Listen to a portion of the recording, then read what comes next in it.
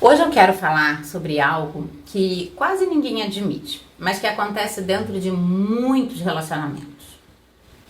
Existe uma pressão silenciosa para sentir prazer da maneira certa, para chegar ao orgasmo, para demonstrar intensidade, para confirmar que o sexo foi bom. Quando isso acontece, muitas pessoas, elas entram num lugar muito delicado emocionalmente. Começam a se perguntar se tem algo de errado com o próprio corpo, com o desejo e até com o sentimento pela pessoa que está ali ao lado. Na prática, eu escuto muitas histórias atravessadas por esse medo. O medo de não sentir, o medo de não corresponder, o medo de decepcionar o outro. Aos poucos, essa ansiedade, esse medo, isso vai se transformando, na verdade, o orgasmo em uma espécie de obrigação. Não mais na experiência que surge do encontro, mas fica ali quase que como uma prova de que tudo funcionou como deveria. Se o orgasmo acontece, tá ok. O problema é que quando o prazer vira meta, o corpo costuma reagir exatamente na direção contrária. Ele se contrai, ele entra em estado de vigilância e aquilo que deveria ser espontâneo começa a desaparecer. É nesse cenário que muitas pessoas acabam fingindo prazer. Não necessariamente porque são desonestas, mas porque não sabem como sustentar a verdade naquele momento, como demonstrar o que estão sentindo.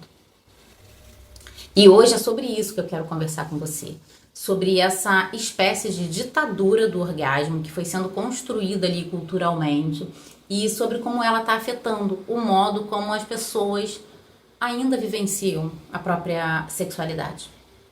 Se você ainda não me conhece, eu sou a Nara Carvalho, sou sexóloga, terapeuta sexual e o meu trabalho ele é ajudar homens e mulheres a compreenderem a sexualidade para além dessa performance, ter um olhar para a história emocional, para o vínculo, para a forma como cada pessoa aprende a se relacionar com o próprio corpo.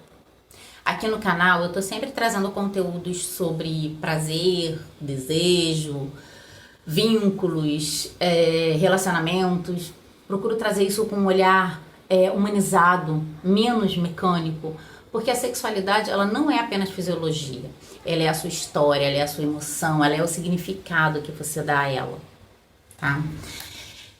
E assim, durante muito tempo, o orgasmo ele foi apresentado como grande indicador de que a relação sexual aconteceu, foi bem sucedida.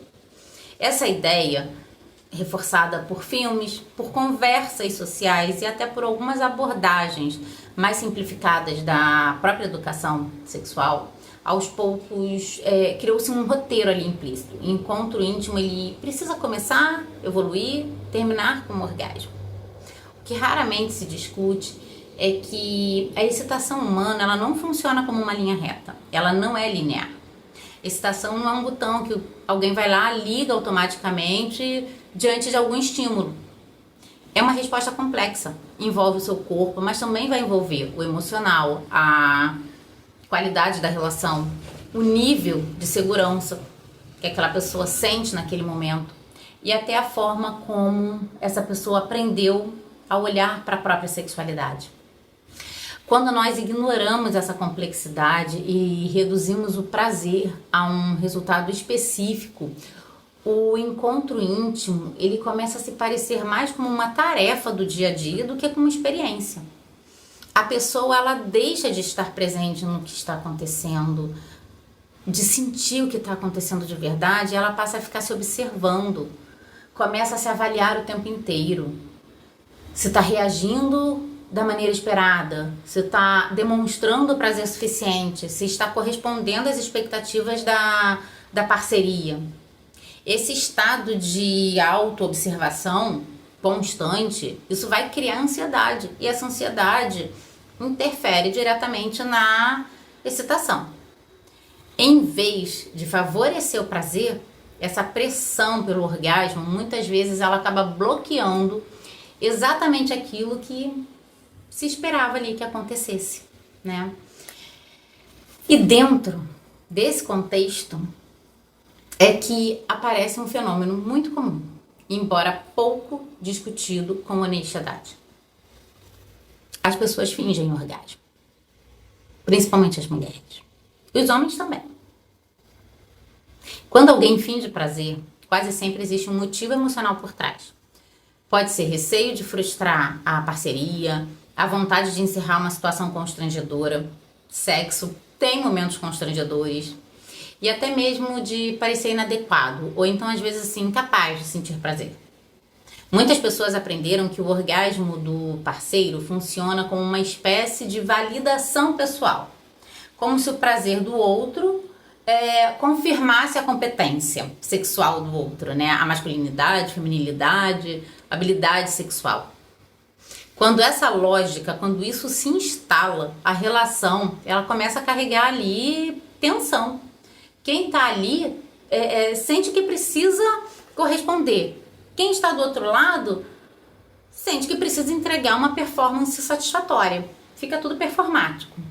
Nesse cenário, a verdade sobre o prazer perde espaço, deixa de acontecer.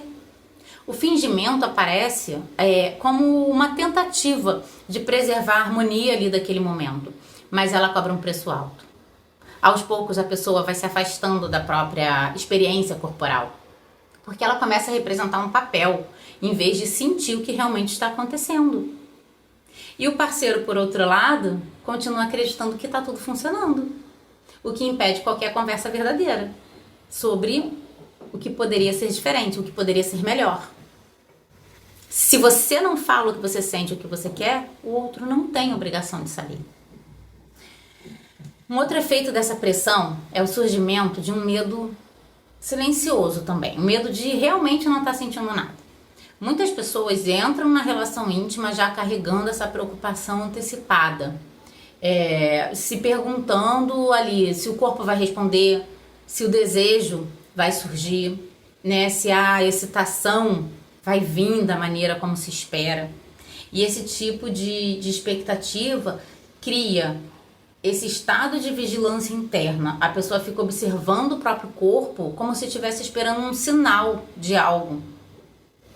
O problema é que o prazer ele não surge nesses ambientes de vigilância. Eu já falei isso várias vezes em outros vídeos. Prazer, ele exige um certo grau ali de relaxamento psíquico, uma sensação de segurança suficiente para que o corpo possa simplesmente reagir ao que está acontecendo, ao encontro. Quando a mente ela está ocupada tentando provar algo, provar que sente, que deseja, o organismo começa a se proteger. Ele vê perigo. Em muitos casos, a dificuldade de excitação não significa ausência de desejo ou de afeto ou de amor. Significa apenas que existe algo entre a vontade e a resposta corporal que está interrompendo esse fluxo. E esse algo pode estar relacionado à história pessoal, à qualidade do vínculo, a forma que aquela pessoa entende o que é sexo, o que é sexualidade e a várias outras coisas do contexto do dia a dia. Um ponto que aparece com muita frequência quando nós falamos de prazer também é a falta de repertório sexual. Muitas pessoas já chegaram ali na vida adulta sem nunca terem aprendido realmente como funciona o próprio desejo, a própria excitação. Elas receberam informações picadas, muitas vezes atravessadas por vergonha ou então repressão, e acabaram construindo uma visão limitada do que significa ali viver a própria sexualidade, ter prazer. O resultado é que o encontro íntimo ele acaba seguindo sempre o mesmo roteiro, fica ali praticamente automático, fica sem espaço para exploração, para descoberta ou adaptação ao ritmo de cada pessoa. Autoconhecimento sexual não significa a pessoa acumular técnicas, desempenhos. significa desenvolver uma escuta mais refinada sobre o próprio corpo. Significa perceber quais são os estímulos ali que vão te despertar curiosidade, quais são as situações que podem gerar bloqueio, quais formas de contato vão favorecer a sua excitação e quais formas de contato criam desconforto. Quando essa escuta existe, o prazer ele deixa de depender apenas da performance do outro. Ele passa a ser uma construção compartilhada. Essa mudança vai reduzir a ansiedade que costuma acompanhar a vida sexual. O prazer começa a entrar em cena. Talvez o elemento mais importante para uma sexualidade saudável seja a cumplicidade. Cumplicidade não é você concordar com tudo ou sentir prazer sempre da mesma forma. Significa existir um espaço emocional onde a verdade sobre prazer, sobre sexo, pode ser dita sem medo do julgamento ou de um ataque. Quando duas pessoas elas conseguem falar, né, com honestidade sobre o que elas sentem, sobre o que funciona e sobre o que não funciona ali no sexo, a sexualidade ela deixa de ser uma arena de avaliação. Ela se torna um espaço seguro de descoberta. Nesse tipo de relação, o orgasmo ele volta a ocupar aquele lugar que ele sempre deveria ter tido, de uma possibilidade dentro da experiência e não de uma prova de sexo com sucesso. Se existe algo que eu gostaria que você levasse desse vídeo hoje, é a ideia de que o prazer ele não pode ser exigido como resultado. Ele precisa de espaço para acontecer. Quando a sexualidade ela é vivida com menos pressão, com mais curiosidade, o corpo ele tende a responder de uma forma muito mais natural. Se esse conteúdo trouxe alguma reflexão para você, compartilhe esse vídeo com alguém que também se interessa por compreender a sexualidade de forma mais consciente. Compartilha talvez com aquela amiga que já disse que já fingiu o orgasmo. Se inscreve no canal, curte.